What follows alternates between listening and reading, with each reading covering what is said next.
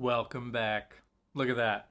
Last time we were here, it was very Christmassy. And now it's January later, so Christmas is gone. Welcome back. Look at this. This is our first official pick of 2021. Look at that. We did it. Welcome back, everyone. Filmstruck Film Club. You're here, I'm here. I'm your host, Carson Higgins. This is my buddy Groot. We're always here. It's either going to be him or me. Sometimes it's him doing the reviews, and we need to hire a translator, and it's a whole thing. But welcome back, everyone. I'm glad you're here. And if this is your first time here, then welcome. Maybe you found us on Instagram or Facebook at Filmstruck Film Club. That's typically where you're going to find out what the next movie's going to be. And then about a week later, you're going to see one of these pop up, and we keep it like that. But doesn't always have to stay that way. Maybe someday soon you'll want to come chat with me and tell me what you think about Monsoon Wedding. Did you watch Monsoon Wedding? It's pretty great. I had never seen it before.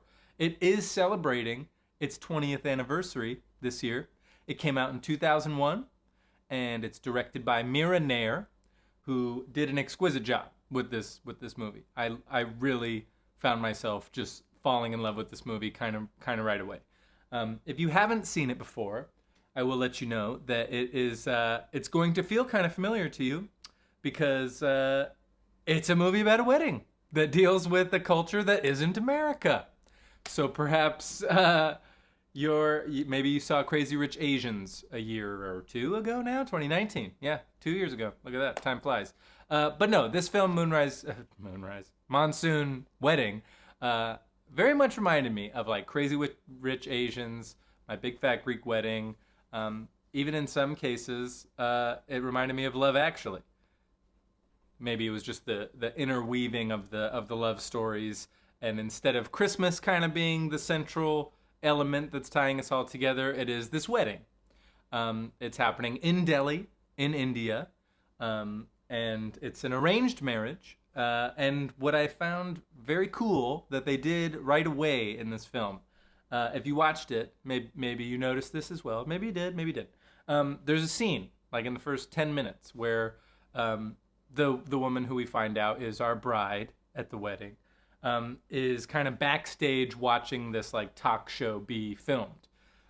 We do find out that she has kind of a relationship with the talk show host, but the content of what they're discussing in this talk show is kind of the battle of ideologies in regards to India, and kind of like what is India and who claims ownership of it, and who's trying to keep us in the past and who's trying to put us in the future, and how both of those things are good and bad. And I thought it was very smart to address that at the very beginning of a movie that's about an arranged marriage, because certainly in America, we don't really do that a whole lot. I mean, I guess, maybe that's not even true. But anyway, I found it to be a very wise choice to kind of establish at the get-go that we acknowledge that there are a lot of ingredients in what we're about to discuss, but it also kind of gave the film the freedom to be about what it's about, which is this specific family who happens to be Punjabi, and I hope I'm not messing that up. Please, I hope. And so it does take a very specific viewpoint within Indian culture, and within just that one familial nucleus, we get to see kind of an array of colors, figurativally and literally. It's a very colorful movie. It's beautiful to look at. I'm gonna just hard left real quick and talk about how impressed I was with the handheld photography from the beginning.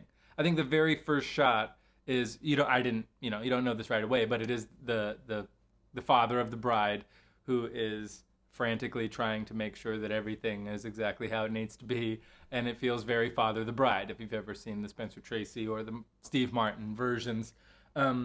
This movie kind of perfectly captured the chaos of putting on a wedding. I don't know if you've ever put on a wedding. I've never been married. I've been in a couple, been to a couple, and when a film can really kind of nail the nuance of all the shit that goes on to put on a wedding, I thought this film did it very unapologetically with a very good sense of humor. Um, so yeah, I will say they filmed this movie in 30 days for $1 million, a little over $1 million, which is mad. It's madness to try and do that with something that involves this many people. But apparently, while they were making it, Mira Nair's mother catered every day. They did yoga in the morning before they started shooting as a cast and a crew. Um, and just I was watching it on the Criterion channel, and of course, or not of course, but if you have the Criterion channel, every once in a while, some of the films will be kind of displayed with all their bonus content that you would get if you were to buy the hard copy. And if you know this, Criterion films are usually like $40. So for the price of the subscription to get all that supplemental material makes me feel like they opened a library in my house, and I'm so grateful. But getting to watch Mira Nair and the actor who plays the father interview each other about making this movie, you just find out how much love was clearly on that set, and how much it just meant. It meant so much to Mira Nair to get this movie made, and made the way that they made it, so that people could really have an opportunity to see what this is like. Because I don't know about you, I haven't seen a ton of Indian films, like from India.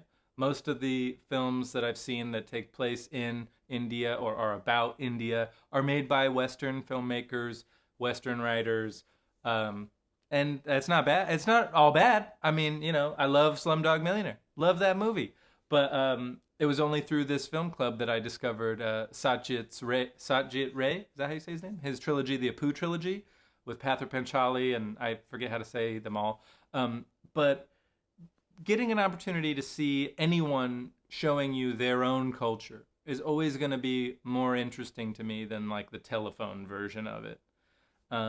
Getting right to the source is just going to is going to provide so much more clarity. So having a woman tell the story of a family that has a patriarch at the center of it, but now in the world of a wedding, the bride is the queen. So there is kind of this cool dual wielding of like we follow the father, we follow the bride, we follow everybody. I mean, everybody in this family gets a pretty good moment in the sun to really show you, this is who I am, this is how I see the world and how I see my family. And I'm like, there's this son character, the youngest son, and they establish kind of quickly that it's possible he's gonna grow up and be gay, because it's just possible. And it comes up a couple of times, but we never like do anything other than accept this kid for who he is, which is, it's just one example of how this film deals with all of the things that it dares to tackle. And there's one thing in particular. If you haven't seen the film, this is really like the most spoilery thing I'm gonna say. So if you want to watch it, which I think I smiled my way through it, so if you want to watch it and not get it spoiled for you, go ahead. But I will say they do kind of, in the last third of the movie, kind of drop quite a bomb on the audience, which is that the sister of the bride, no, forgive me, the cousin of the bride, was molested by the uncle, one of the uncles. I think he's an uncle. But we kind of sprinkle throughout the story that like she doesn't really trust this guy. He seems like he's doing all the right things to take care of a family, and yet there is some sort of dark seediness to this guy that we see a little bit, and then we kind of see fully towards the end. And the way that we deal with him and that part of the story, I applauded them. There's a moment where it's kind of fully acknowledged what's happened to this woman, and this kind of terrible secret she's had, and the way that her uncle, the father of the bride, deals with that information. I was so. It's a weird thing to say, but I was so happy to see it, because it was really nice to see kind of the most desirable quality in a man be represented on screen, which I Believe me, I know that sounds kind of stupid to say, but it's a script that's written by a woman and directed by a woman, not the same woman, and having that female voice guide us through this storm, really, just kind of gave it all the weight that it deserved and didn't force it either.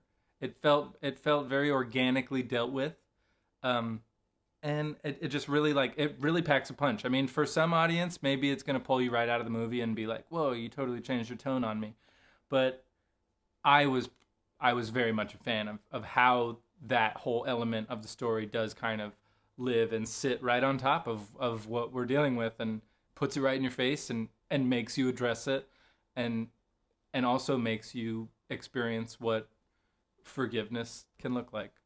I don't know. I'm not perfectly wording it all, but there's a lot in this movie. It's not just this beautiful, happy wedding. I will say, the best storyline in the whole thing, and then I'll wrap this up. The wedding planner. The guy who is the wedding planner in this movie deserves to be a star. And I did look him up, and it looks like he's gotten to work quite a bit in India, so good for you, man. But he is so funny, and he brings so much heart. There's this PK, I think is his name, and this girl Alice who works for him, I think. I wasn't fully anyway.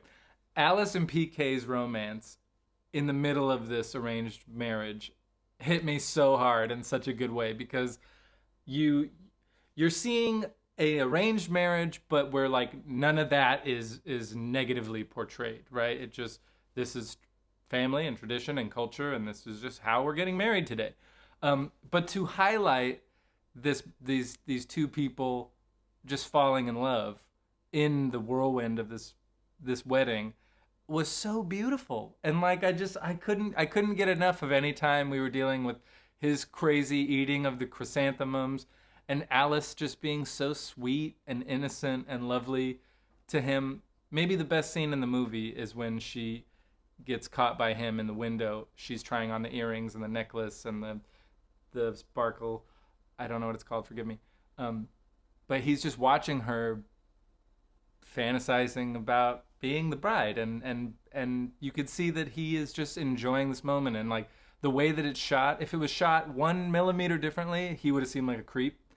But the way that it comes across is a very sweet and tender moment. And then the other three guys who are also spectacular, and they think that she's a thief, and he freaks out on them. I was just very tickled by their whole storyline. And then I don't want to give it away, because if you are still here looking for spoilers, I ain't spoiling the ending, baby, because it was cute. Anyway, yeah.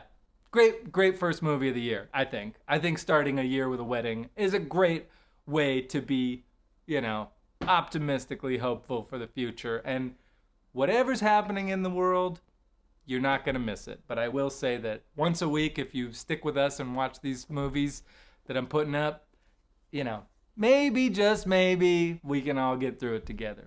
Anyway, like I said at the beginning, look for Filmstruck Film Club, Instagram, Facebook, YouTube. You'll find us, and you can keep up with whatever movies we're doing. If you ever have any films that you want to watch, shoot them my way. If you're just getting here and you're like, wait, how many have I missed? You've missed 115 movies, my friend.